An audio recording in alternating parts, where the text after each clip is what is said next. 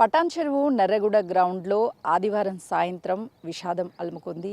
ఇదే గ్రౌండ్లో రోజు మణివర్మ, ఏకవాణి కుటుంబ సభ్యులతో కలిసి సరదాగా క్రికెట్ ఆడడానికి వస్తారు. శనివారం రోజు మణివర్మ, ఏకవాణి తన కుటుంబ సభ్యులతో వచ్చి ఇక్కడ క్రికెట్ ఆడేటువంటి సమయంలో మణివర్మకి బ్యాటింగ్ ఇవ్వలేదు, బౌలింగ్ మాత్రమే వచ్చింది. నేను ఎలా అయినా సరే బ్యాటింగ్ చెయ్యాలి అంటూ వాళ్ళ పెద్దనాన్నని బ్రతిమిలాడి ఇదే గ్రౌండ్కి ఆదివారం వచ్చాడు. ఈ గ్రౌండ్లో క్రికెట్ ఆడుతున్నటువంటి సమయంలో ఇద్దరు అటు తను మణివర్మ బ్యాటింగ్ చేస్తున్నాడు, ఏకవాణి బౌలింగ్ చేస్తుంది. పెద్దనాన్న పెద్దమ్మ వెనుక కీపర్స్గా నిల్చొని బాల్ని తీసుకురావడము, సరదాగా సాగినటువంటి ఆ క్రికెట్ ఆట కొద్ది క్షణాల్లోనే ఈ గ్రౌండ్లో విషాదం ఛాయలు అలుముకున్నాయి. కళ్ళ ముందే మణివర్మ కారు కింద చితికిపోయాడు. ఏకవాణి తీవ్ర రక్తస్రావంలో తల మీద బలమైన గాయం జరిగింది. ఈ గ్రౌండ్కి డ్రైవింగ్ నేర్చుకోవడానికి వచ్చినటువంటి మహేశ్వరి ఇదే గ్రౌండ్లో ఆడుకుంటున్నటువంటి మణివర్మ, ఏకవాణి మీద ఒక్కసారిగా అదుపు తప్పి కారుని తీసుకువెళ్ళింది. దాంతో మణివర్మ అక్కడికక్కడే మృతి చెందాడు. ఏకవాణికి గాయాలయ్యాయి. తమ్ముడు కళ్ళ ముందే కోల్పోవడంతో తన స్పృహ తప్పి పడిపోయింది.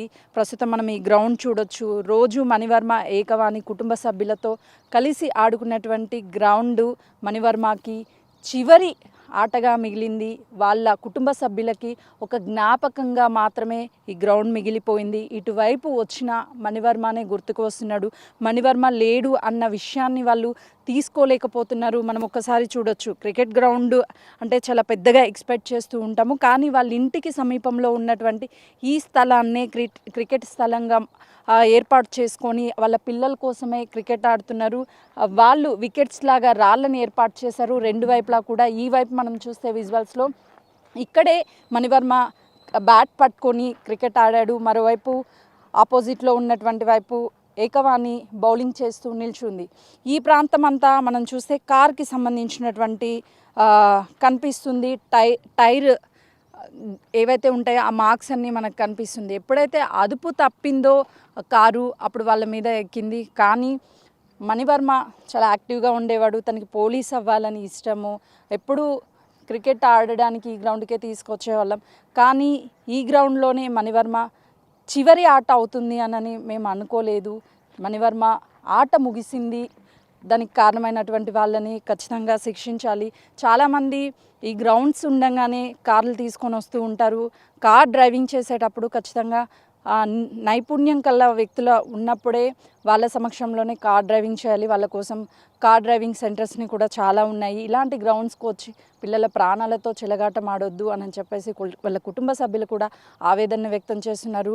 మణివర్మ అంటే అక్కకి చాలా ఇష్టము. ఏకవానికి ఇక్కడ గ్రౌండ్కి తీసుకొచ్చేటప్పుడు కూడా చాలా టైం పడుతుంది, ఆడడానికి ఎనర్జీ కావాలి అంటూ అన్నం గోరు ముద్దలుగా కలిపి తనకి మణివర్మకి అక్క ఏకవాణి తినిపించింది. కానీ అవే చివరి గోరు ముద్దలు అయ్యాయి అని ఆ అక్క ఏడుస్తుంటే తమ్ముడు నా కళ్ళ ముందే చనిపోయాడు, కాపాడుకోలేకపోయాను అని చెప్పేసి తన ఆవేదన వ్యక్తం చేసింది. ఇలాంటి సంఘటనలు జరగకుండా ఉండాలి అంటే ఇప్పుడు ఈ ఘటనకి కారణమైనటువంటి మహేశ్వరి వాళ్ళని కఠినంగా శిక్షించాలి. వాళ్ళని వదిలిపెట్టొద్దు.